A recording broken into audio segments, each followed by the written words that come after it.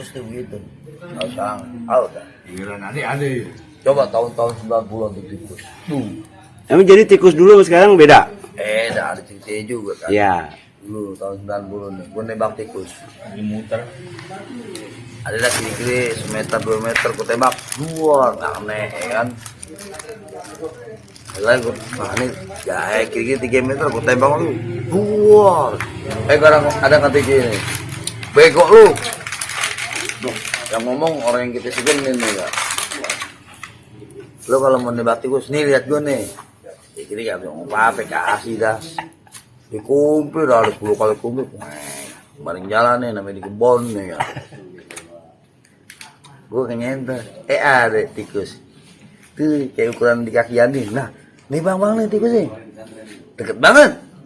Gak lari. Nih lu lihat tembakan gue nih, ditodong.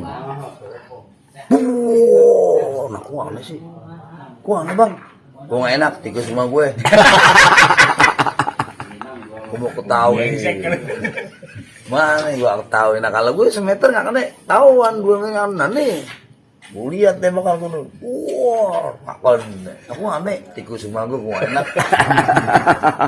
Oke.